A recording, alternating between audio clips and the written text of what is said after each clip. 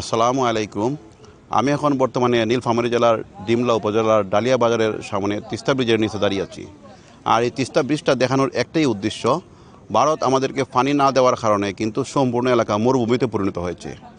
এই দেখেন সম্পূর্ণ দিক দেখতেছেন, এদিকে কিন্তু তিনটি জেলা অবস্থান করতেছে, লালমনিরহাট, কুড়িগ্রাম এবং গাইবান্ধা। এই তিনটি জেলা কিন্তু এদিকে অবস্থান করতেছে। এই পানি না দেওয়ার কারণে সম্পূর্ণ মরুভূমি হয়ে গেছে, সম্পূর্ণ মরুভূমি হয়েছে। এই হচ্ছে তিস্তা ব্রিজ। তিস্তা ব্রিজের নিচে দেখেন এখানে মানে পাথর দিয়ে মানে ডালাই করে সুন্দর করে মানে দরজার মতো বানানো হয়েছে। দরজাগুলো দিয়ে এগুলো কিন্তু পানি সংরক্ষণ করে রাখা হয়েছে, একটা খালের মাধ্যমে রাখা হয়েছে, শুধুমাত্র নীলফামারীবাসীরা ব্যবহার করতে পারে। কিন্তু মানে লালমনিরহাট, কুড়িগ্রাম এবং গাইবান্ধা এই তিনটি জেলা কিন্তু ব্যবহার করতে পারে না।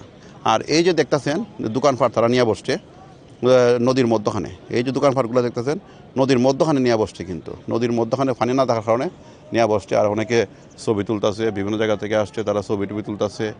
এই দেখেন ছবি তুলতেছে অনেকে, মানে দাঁড়িয়ে তারা মানে বিভিন্ন জায়গা থেকে। তারা একটা মিনি কক্সবাজার হিসেবে তারা এই জায়গাটা ব্যবহার করে। বিভিন্ন জায়গা থেকে মানুষ আসে দূর দূরান্ত থেকে এই জায়গাটা দেখার জন্য। আর আমিও ভাবলাম আপনাদেরকে দেখাই, এবং মানে মরুভূমির চিত্রটা, বাংলাদেশ যে সম্পূর্ণ পানি না দিয়ে মরুভূমি করে ফেলেছে ভারত, এই জিনিসটা দেখানোর জন্য কিন্তু আমি মূলত এই ভিডিওটা আপনাদেরকে দেখানোর চেষ্টা করতেছি। আমি ভিডিওটার আগ থেকে মানে শুরু থেকে শেষ পর্যন্ত কিন্তু দেখার চেষ্টা করবেন, কারণ হচ্ছে আমি কিছু গুরুত্বপূর্ণ কিছু কথা বলবো। আমাদের দেশের যে রাজনীতিবিদরা আছে তাদের উদ্দেশ্যে কিছু আমি কথা বলবো, যারা বর্তমানে ভবিষ্যতে মানে রাজনীতিতে ভূমিকা রাখবেন। আমি সব দলেরকে উদ্দেশ্য করে বলছি। আজকে কিন্তু 10ই ফেব্রুয়ারি, কালকে হচ্ছে 11ই ফেব্রুয়ারি, এর তারপরের দিন কিন্তু 12ই ফেব্রুয়ারি।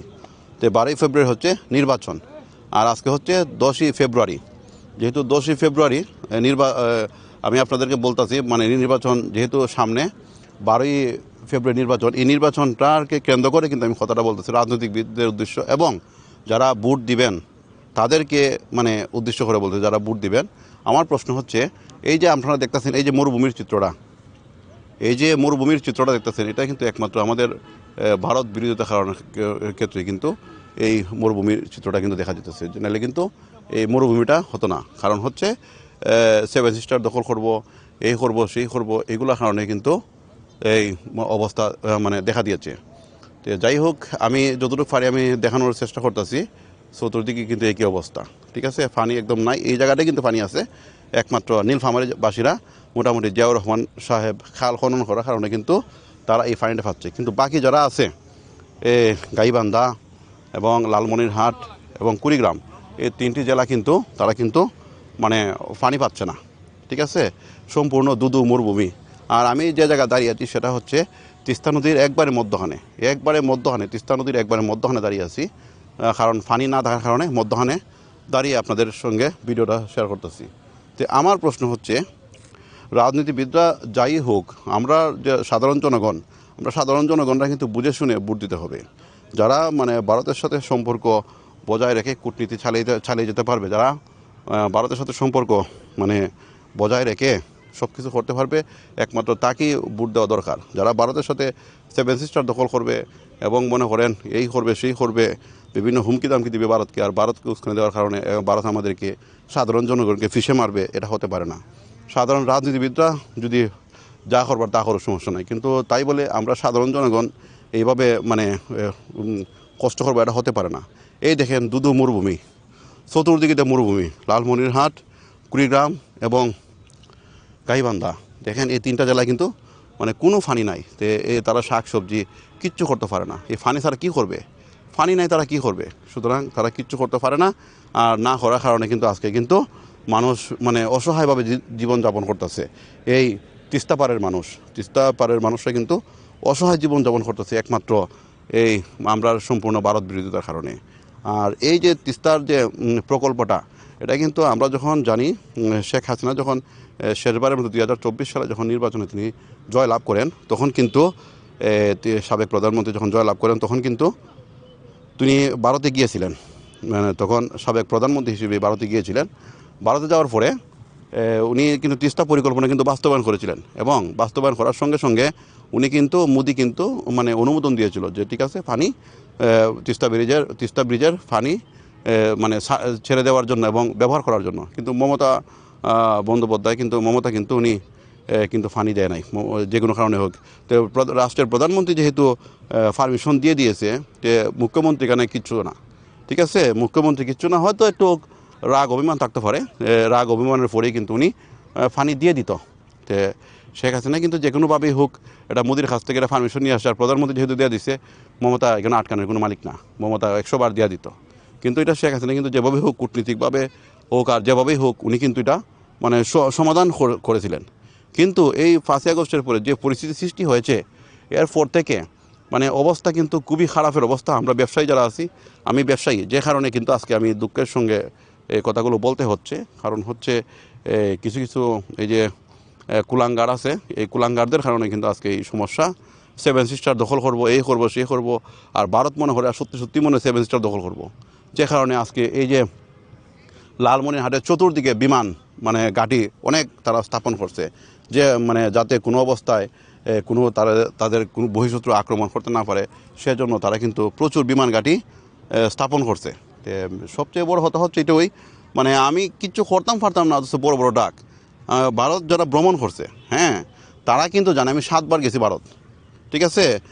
আওয়ামী লীগ সরকারের সময় যখন আমি তারা খাইছিলাম, হ্যাঁ, আওয়ামী লীগ সরকার যখন ক্ষমতায় ছিল, তখন আমার প্রতিষ্ঠানের সভাপতি আমার কিন্তু প্রচুর কয়েকটা মামলা টামলা দিয়া আমার কিন্তু বলে, যদি আমার ধরতে পারতো আজকে আমি জেলে থাকতাম এতদিন, ঠিক আছে। আমি যাই হোক, আমার তখন কিতা করতে পারে না, যখন আমি ইন্ডিয়া গিয়ে আমার মানে জীবন বাঁচাইছি। তো ইন্ডিয়া শুধু আমি না, 2006 সালে যারা মানে ফখরুদ্দিনের আমলে যারা নির্যাতিত হয়েছিল, তারা পর্যন্ত ইন্ডিয়া গিয়া তারা জীবন বাঁচাইছে। শুধু ফখরুদ্দিনের সময় নি, এই শেখ হাসিনার সময়ও তারা অনেকে গিয়ে এখানে কিন্তু তারা কিন্তু জীবন বাঁচাইছে ইন্ডিয়া গিয়া। আর সেই ইন্ডিয়ার সাথে তারা এত বিরোধের কারণটা কিতা, হ্যাঁ, আজকে মানে ভারতের সাথে আজকে সমঝোতা থাকলে আজকে কিন্তু এই সমস্যাটা হতো না। ভারতের সাথে সম্পর্ক না থাকার কারণে আজকে আমরে যেভাবে সিফে না, আমরে যেভাবে সিপলে রস বাইর করে, এভাবে আমরে সিপিয়া রস বাইর করতেছে, রস বাইর করে ইন্ডিয়া রাখবো। আর আমের যে বড়া অথবা আমের যে আটি বলে, আমের বড়া বাংলাদেশে বানাই দেওয়া যাইব, ঠিক আছে। এখন দেখেন, আমরার যে হবিগঞ্জের অলিপুর কোম্পানি আছে, কিছু কোম্পানি আছে, এই কোম্পানিগুলোর মাল সম্পূর্ণ 7 সিস্টারে যেত, ইন্ডিয়ার 7 সিস্টারে যেত অলিপুর কোম্পানির মালগুলা, এই আগরতলা বর্ডার দিয়ে। কারণ তারা দিল্লি থেকে 1600 কিলোমিটার অথবা 3000 কিলোমিটার দূর থেকে তারা এই মানে পণ্যগুলো নিতে পারে না, যে কারণে তারা মনে করছে যা বাংলাদেশ যেহেতু কাছে আছে 7 সিস্টারের মালগুলো বাংলাদেশ থেকে যাও।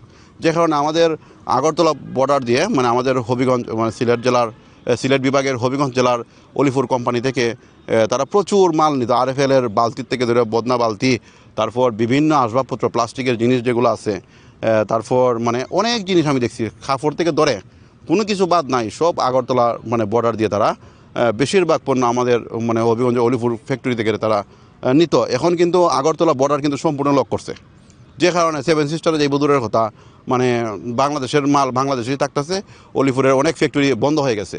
শুধু অলিপুর নয়, এরপর চ্যাংরাবান্ধা, বুড়িমারি, আমি যে বর্ডারে আছি এখন বর্তমানে বুড়িমারির কাছে আছি, তো ওই বুড়িমারি বর্ডার, বাংলাবান্ধা বর্ডার, এই বর্ডারগুলো দিয়ে এখন কিন্তু কোনো মাল নেপাল ভুটান যায় না, নেপালও যায় না, ভুটানও যায় না। তো এইদিকে স্থলবন্দরও বন্ধ, সব দিকে স্থলবন্দর বন্ধ, একমাত্র ভারত, আমাদের চতুর্দিকে কিন্তু ভারত বেষ্টিত, ভারত লক কান্ট্রি। সুতরাং আমাদের এই সমস্ত উত্তেজনাপূর্ণ কথাবার্তা বলে আমাদের দেশের যে এই ক্ষতিগুলো হচ্ছে, এগুলা বলা বা হলে একমাত্র আমরা যারা ব্যবসায়ী আমরা বুঝতেছি, একমাত্র আমাদের ব্যবসা কোথায় গিয়ে মানে ট্যাক্সে, ঠিক আছে। তো যাই হোক, আমি এটা বলতেছি, এটা ওই যে যাও করেন, এটা কিন্তু পরবর্তীতে এটা কিন্তু মানে প্রতিদান হিসেবে পাবেন। সুতরাং আমি এটাই বলতেছি, যারা রাজনীতিবিদ, আপনারা যারা ভোট দিবেন, যারা ভারতের সাথে সম্পর্ক রেখে, সুসম্পর্ক রেখে, মানে ভারতের ফাওয়াদরণ না, মানে ভারতের ফাওয়ার মাঝে দুটো লটকে দেখুন, আমি এটা বলি নাই, আমি বলছি ভারতের সঙ্গে সুসম্পর্ক রেখে কীভাবে দেশকে এগিয়ে নেওয়া যায় ওইভাবে মানে কূটনীতি করতে হবে। যেমন শেখ হাসিনা যেভাবে ভারতের সাথে সম্পর্ক রেখে যেভাবে তিনি তিস্তা পরিকল্পনা পানির অনুমোদন চুক্তি নিয়ে এসেছিলেন, হয়তো মমতা দেয় নাই, কিন্তু ধীরস্থিরে উনি দিতে রাজি হতো, কারণ প্রধানমন্ত্রীর কথা মানতে বাধ্য। তো এভাবে কূটনীতিবিদ চালিয়ে যেতে হবে, ওইভাবে কূটনীতি করে মানে যে কোনো কিছু ভারতের সাথে সুসম্পর্ক বজায় রাখতে হবে, তা না হলে আমাদের দেশ ধ্বংসের দ্বার প্রান্তিকে দাঁড়াবে। তাই প্রত্যেকের উচিত এটা দিকে মনোযোগ দেওয়া। আর যারা উগ্রবাদী মানে জঙ্গি সংগঠন, উগ্রবাদী সংগঠন, এবং বিভিন্ন উস্কানিমূলক কথাবার্তা এই সেই উড়াইলিমু ফাইরালিমু সিরালিমু এই সমস্ত জিনিস মানে ভারত কিন্তু মানে খুব ভালোভাবে দেখে না, তারা কিন্তু অনেক খারাপভাবে দেখে আমাদেরকে। যে কারণে আমার কথা হচ্ছে এই সমস্ত উগ্রবাদী সংগঠনকে কখনোই ভোট দেবেন না। যারা মনে করেন দেশের জন্য মঙ্গল বয়ে আনবে, দেশের উন্নতি করবে, হ্যাঁ তাদেরকে ভোট দেন, অথবা না দেন, এটা হলো মানে আপনাদের ব্যক্তিগত বিষয়। তবে দেশের মানে কথা ভাবতে হবে, কারণ দেশপ্রেম হচ্ছে ইমানের অঙ্গ। দেশপ্রেম ইমানের অঙ্গ, এটা আমরা অনেকেই জানি। নবীজির হাদিস আছে এটা, হুব্বুল ওয়াতানে মিনাল ইমান। দেশপ্রেম হচ্ছে ইমানের অঙ্গ। সুতরাং আমাদেরকে এটা সবসময় বুকে ধারণ করতে হবে এবং দেশকে ভালোবাসা হলে অন্ততপক্ষে এই জিনিসগুলো থেকে বিরত থাকতে হবে।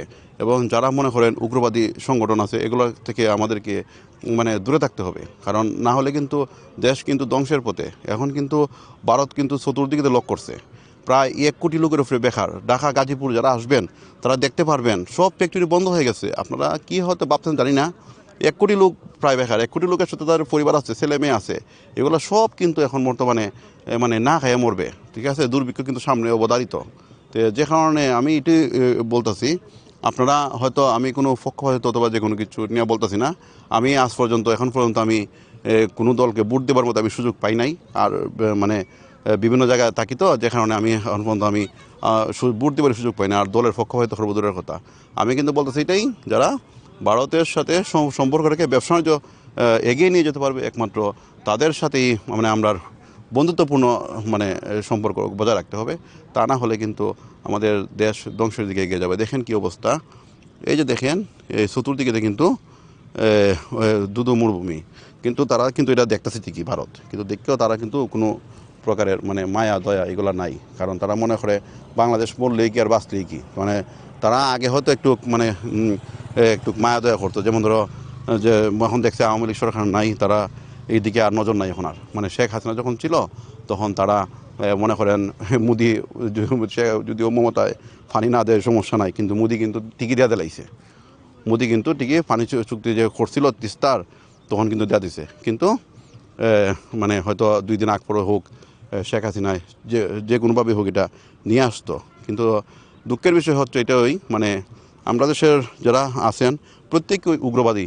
কেউ কোনো মানে একটা আছে না যে সুন্দরভাবে একটা ভারতের সাথে সম্পর্ক গড়ে তোলা, এটা কেউই এটা সম্ভব। যেমন ধরেন 10টা অস্ত্র মামলায় কিন্তু লুৎফুজ্জামান বাবর আটক হয়েছিলেন, ওই 10টা অস্ত্র মামলার আসামিও দেখা যায় এমপি দাঁড়াইছে। ঠিক আছে, এই হচ্ছে অবস্থা। আর তারেক রহমান তো আছেই, তারা মনে করে কি তা বিএনপিও মানে উগ্রবাদী সংগঠন, মানে তারা মনে করে যে 10টা অস্ত্র এই সে বক্কর সকর এগুলো দেখছে। আর তো জামাত তো আছে, এগুলো তো মৌলবাদী সংগঠন হিসেবে তারা মানে আক্কা দিয়ে থাকে সবসময়। ঠিক আছে, তো মানে কোনো দলই আমি দেখি মানে ভারতের জন্য উপযুক্ত নয়। এখন কিছু করার নাই, আমাদের কপালে এখন কে আছে একমাত্র আল্লাহ ছাড়া কেউ জানে না। ঠিক আছে, তারা কিন্তু 2 দলরেই কিন্তু মানে গ্রহণ করে না। এক দলের লিগা 10 ট্রাক অস্ত্র ঢুকাই দেয়, আর আরেক দল হচ্ছে উস্কানিমূলক বক্তব্য, এই উড়াইলাও দৌড়াইলাও, এই হচ্ছে অবস্থা দেশের। তো যাই হোক, জানি না দেশের শেষ পরিণতি কী হবে, তা আল্লাহ পাক ভালো জানে। আর আমি এই মরুভূমিটা দেখানোর জন্যই কিন্তু এটা দিলাম। আর দেশের কথা ভাববেন, দেশ কীভাবে চললে ভালো হয়, ওই মানে এইদিকে মনোনিবেশ করবেন। আর দেশের কথা সবসময় স্মরণ করবেন, কারণ আমরা ব্যবসায়ীরা কিন্তু সব শেষ। ব্যবসায়ীরা কিন্তু আমরা সবাই ধ্বংসপ্রাপ্ত, আমরা আর উঠতে পারবো না। দেশের মূল জিনিসই হচ্ছে অর্থনীতি, দেশের মূল চালিকা শক্তি হচ্ছে অর্থনীতি।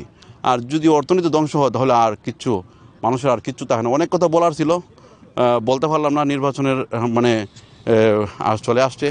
যাই হোক, আপনারা বুঝে শুনে এটা করেন, মানে ভোট দেন। আমি এটা বিশেষ করে যারা ভোট দিবেন তাদেরকে উদ্দেশ্য করেই আমি কিন্তু আজকের ভিডিওটা, যারা ভোট দিবেন তারা একটু বুঝে শুনে ভোট দেন, যারা ভারতের সাথে সুসম্পর্ক রাখতে তারাই ভোট দিবেন, এটি আমার শেষ কথা। আর আমি তিস্তা পাড়ের সামন থেকে আমি বিদায় নিলাম। আর আপনারা হয়তো যদি ভোটের পরে কথাবার্তা হয়তো হবে, আমি কিন্তু এটাই কিন্তু আমার মানে একটা উল্লেখযোগ্য ভিডিও বলে আমি মনে করি। কারণ হচ্ছে আপনারা ভোটের মাধ্যমে যারা নির্বাচন করবেন সে কিন্তু 5 বছর পর্যন্ত ক্ষমতা থাকবে। তো 5 বছর পর্যন্ত ক্ষমতা থাকবে, যদি ভারত আমরা দেখে মানে আমের মতো চিফে, তাহলে 5টা বছর আমরা কষ্টের মধ্যে থাকবো। সুতরাং এই কষ্টটা যদি আমরা না করণ লাগে, কিভাবে মানে এই মানে দুর্দশা থেকে আমরা মানে লাঘব হতে পারি, ওই চিন্তাটা করে অন্ততপক্ষে মানে আপনারা ভাববেন। ঠিক আছে, আমি তো আমার যুক্তিতে আমি বললাম যে 2 দলই কিন্তু মানে ভারত দেখতে পারে না। ঠিক আছে, কারণ তারা একটা হচ্ছে 10টা অস্ত্র মামলা আর একটা হচ্ছে জঙ্গি, এই দুইটা জিনিসই কিন্তু তার ভিতরে সবসময় কিনা করে। আর আবার এক সমস্যা হচ্ছে ভারতের সাথে সম্পর্ক বজায় না রাখলে আমরা কিন্তু মানে ওই তিস্তা নদীর মতো কিন্তু আমরা শেষ করে ফেলবে। সুতরাং কীভাবে কী করা যায় এখন আপনারা একটা ভাবেন, চিন্তাধারা করেন কোন বাই গেলে আমাদের দেশ উন্নতি হবে, মানে ওটা সামনে এগিয়ে যেতে হবে আমাদের সবাইকে। সুতরাং এই বলে আমি এখান থেকে বিদায় নিলাম। আর বিশেষ করে আমি যেখানে আছি এখানে জনবহুল এলাকা, তারপরও আমি এগুলো ব্যক্ত করলাম সবার সামনে। অনেকেই কিন্তু আমার কথাগুলো শুনতেছে, তা এটা কোনো ফ্যাক্টর না। তবে সবচেয়ে বড় হয়তো দুঃখজনক বিষয় হচ্ছে মানে আমরা কীভাবে সামনে এগিয়ে যেতে হবে এই চিন্তাধারা যেন আমাদের প্রত্যেক রাজনীতিবিদদের মনে থাকে। হ্যাঁ, আর যাই হোক ভারতের সাথে কীভাবে সুসম্পর্ক করা যায় এই ব্যবস্থা আমাদের সবাইকে করতে হবে, জনগণ সহ সবাইকে।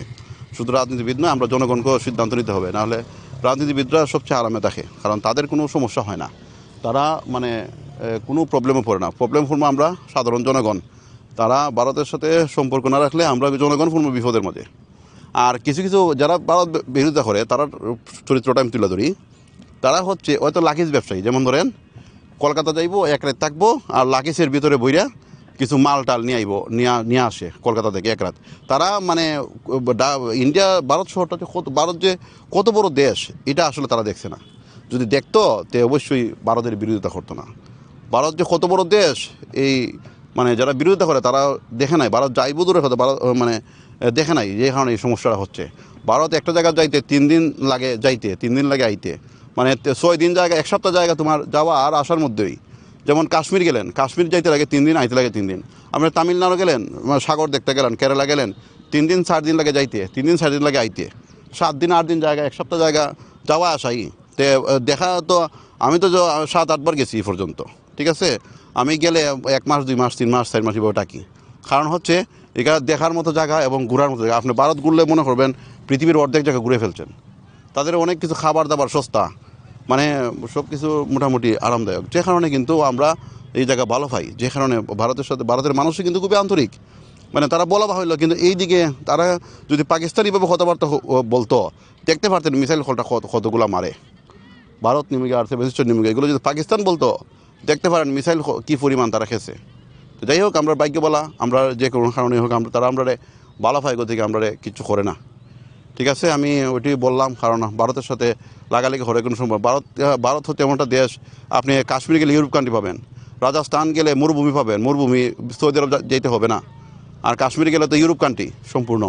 তারপর যদি আপনি যান তামিলনাড়ু, এখানে কেরালা সাগর আর সাগর, এখানে গেলে পরে আপনার মালদ্বীপ যেতে হবে না, এখানে ভারত মহাসাগর, আরব সাগর, তারপর এলাকা বঙ্গোপসাগর, 3টা মানে কি তার মানে আমরা দেশে একটা নদী নাই বালা করে। তারা দেশটা কতটুকু বড় চিন্তা করে না তো। ভারত মহাসাগর, আরব সাগর আছে, তারপর বঙ্গোপসাগর, পুরোটা তারা তাদের ক্যাপচারে, কত বড় দেশ। তো যাই হোক, এটা ফ্যাক্টর না, আমি এটা বলতেছি না ভারতের নতজন হয়ে থাকে, আমি বলতেছি না। আমি বলছি ভারতের সাথে সুসম্পর্ক রেখে কীভাবে আমরা সামনের দিকে এগিয়ে যাওয়া যায় ওই চিন্তাধারা করতে হবে।